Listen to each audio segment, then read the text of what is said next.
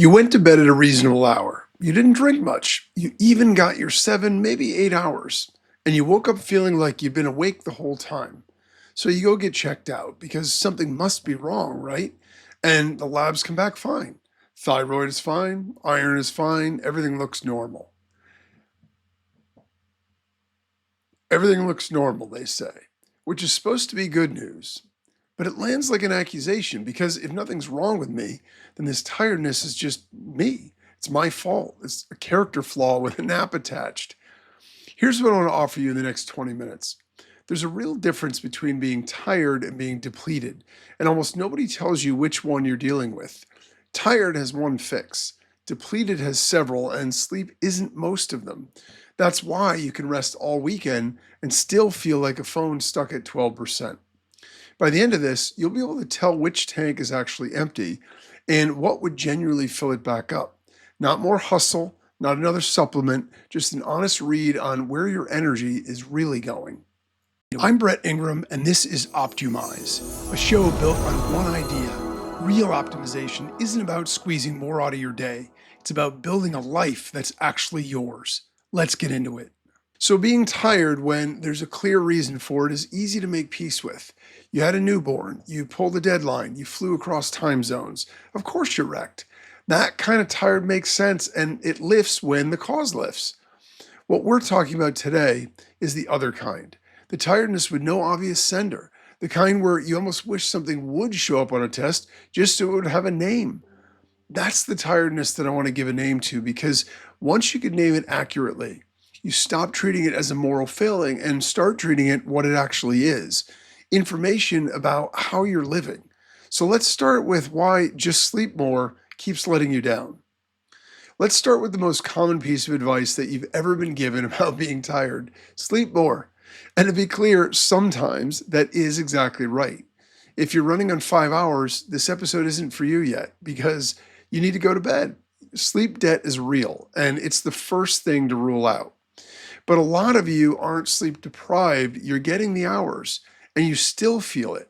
That's the tension that I want to sit with for a minute, because it means the empty battery model of energy is quietly wrong for you. We've all been in that situation where it's a Sunday, we've technically rested for the weekend. So we slept in, maybe we laid on the couch, we watched a whole series, binged our favorite show, and Monday we come in feeling just as flat, maybe flatter, as how exhausted we were on Friday. It's that same Groundhog Day loop of rest, the same restorative act on repeat with no restoration. So passive rest and genuine recovery are not the same, and that's what's important, because you rested, but you didn't necessarily restore. And this is a really important distinction. So when is the last time that you rested hard and still woke up empty?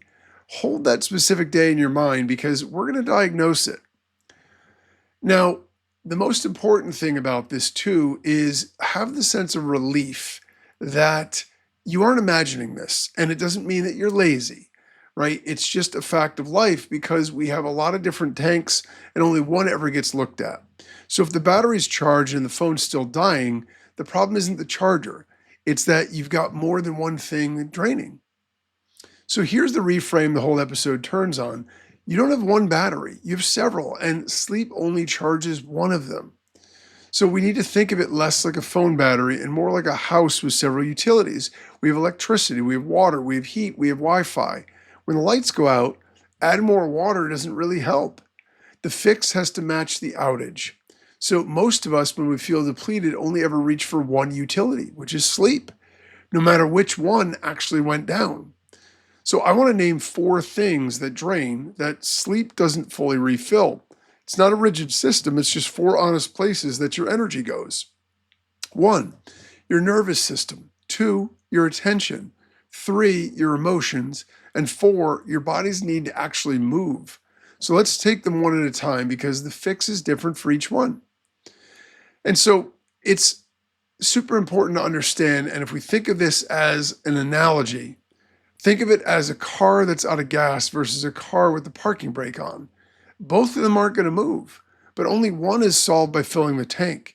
Depletion is often the parking brake. Energy is there, but something's dragging. So as I go through these four, notice which one makes you feel a little uncomfortable. That flinch is usually the honest answer. So start with the one that almost everyone gets wrong, the nervous system.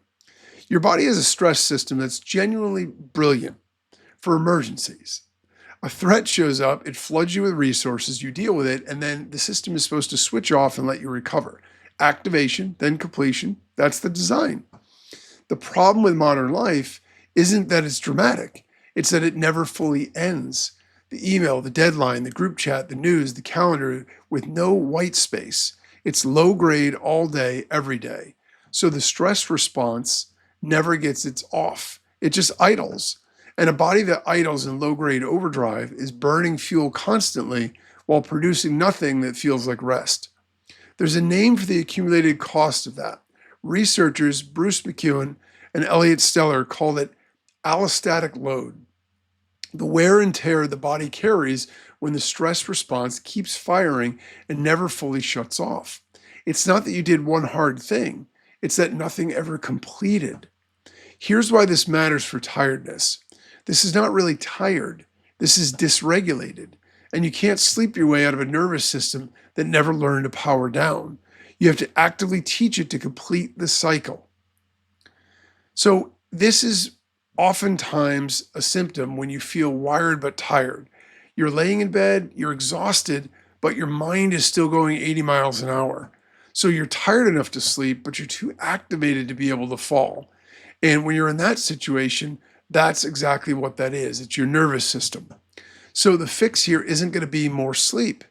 It's downshifting. We need to give the body the physical signal that the threat is over. Slow exhale, heavy breathing, a real walk, warmth, actually finishing something and let it be finished.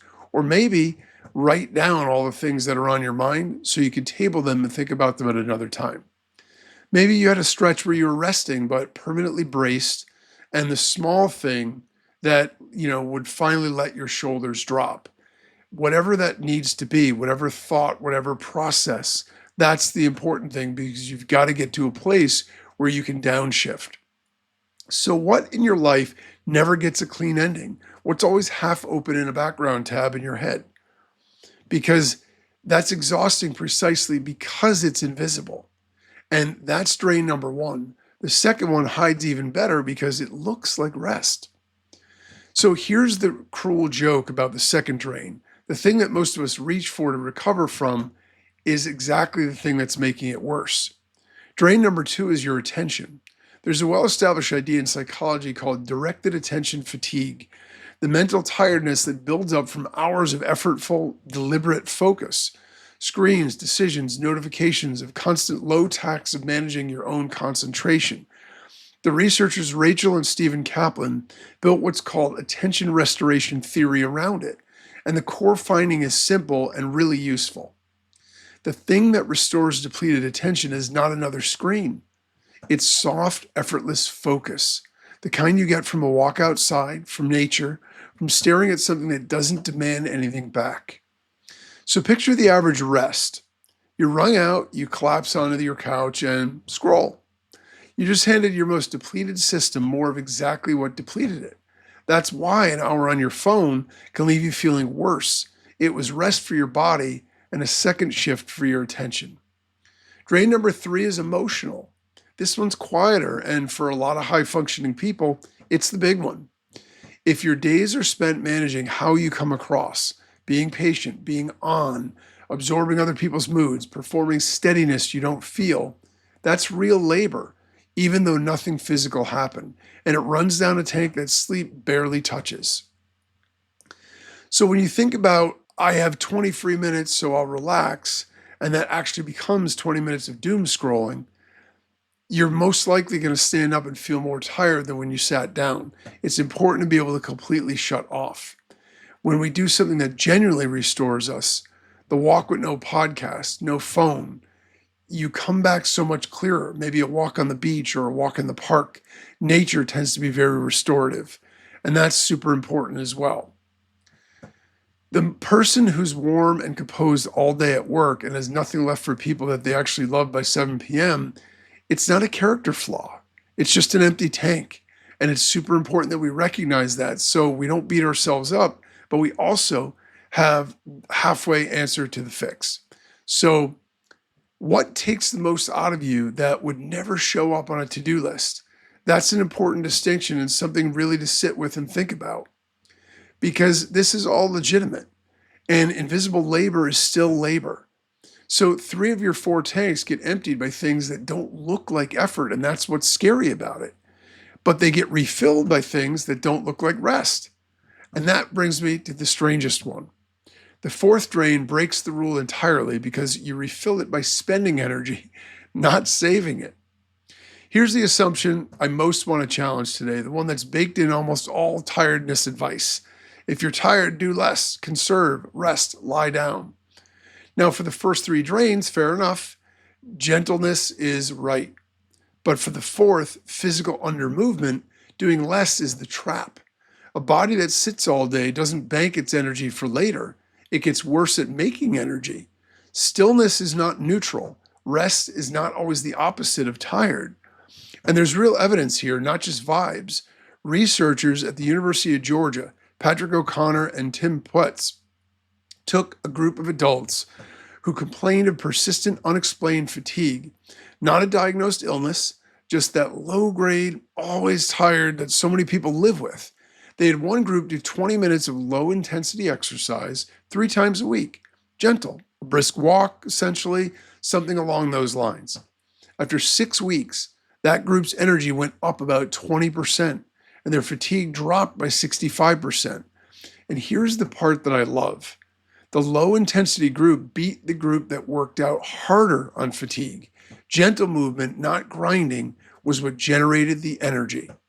So the counterintuitive truth is this. Sometimes the move that we need to be depleted is not to lie down.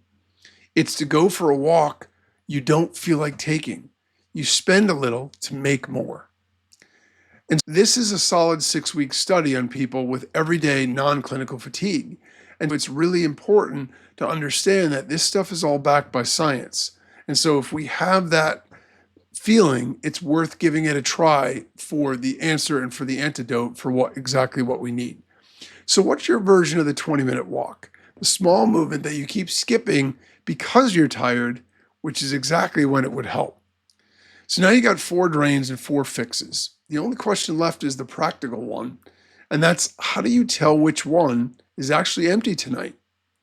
So here's the practice. I'm going to keep it deliberately small because the last thing a tired person needs is another demanding program. This is not a 5th job. It's a 2-minute question you ask yourself the next time that you feel that flat, wrung out tiredness instead of defaulting to the couch and the phone. Ask, what did today actually take out of me? And then run down the 4 tanks honestly. 1, was it my nervous system? Did I spend the day braced, wired, nothing ever finishing? Then the fix is downshifting. A slow walk, long exhales, warmth, one thing brought to a real close, not more stimulation.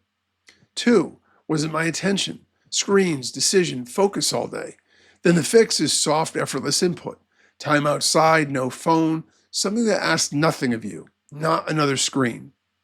3, was it emotional? Did I perform, manage, hold it together, carry other people? Then the fix is emotional rest, solitude, or the kind of easy company where you don't have to be on, not a social event that costs you more. And 4, was it my body sitting still? Then the fix is the thing you least feel like doing, gentle movement, a walk. You spend a little to make more. That's it. 1 question, 4 tanks, matched fix. Most people are exhausted not because they don't rest, but because they keep giving the wrong tank the wrong thing and then blaming themselves when it doesn't work. Now, it's important to understand and be patient with yourself with this also. You won't always nail the diagnosis. Sometimes it's more than 1 tank at once, and that's fine. The fact that you're paying attention to it and that you're aware of it is the important thing because it'll help you dial it in. And so experiment with it, play with it a little bit. If you had to bet right now, which one of your 4 tanks is the one that you've been chronically ignoring? Because you're not broken and you're not stuck. You've just been reaching for the wrong charger. Now, one important line that I won't blur. Everything that I said obviously rules out real medical stuff. So if you have really persistent symptoms or it's really severe, obviously it's smart to go get a diagnosis because we don't deal with medical diagnosis here. We're just giving life advice around what can help you if you're just in a low grade situation. Is for the person who's already been checked, who's been told everything's normal, and still feels that tiredness with no name. For that person, the answer usually isn't a lab, it's the design of the life. Which brings us back to where we started, and the one thing that I want you to carry out of here. At the start, I said the labs coming back normal can land like an accusation. If nothing's wrong with you, then the tiredness must be you. I want to leave you with the opposite conclusion. Your tiredness isn't a flaw in you. It's information from you. It's your body doing its job, telling you accurately that something is taking out more than it's putting back. The mistake was never that you're weak. The mistake was thinking that you had one battery and one charger when you've actually got 4 tanks and only one of them runs on sleep. So the next time that you feel flat, wrung out tiredness, don't reach for the couch on autopilot. Ask the better question. What did today actually take out of me? And what would honestly give it back? That single question won't make you do more. It'll help you live less depleted, and that's the whole point. You're not a machine that needs recharging. You're a person who needs restoring. Those are not the same thing. And acknowledging the difference changes everything. If this episode sparks something for you, subscribe for more, share it with a friend, and leave a rating and review so it helps us reach more optimizers like you. Until next time, remember, optimize your life, not just your output.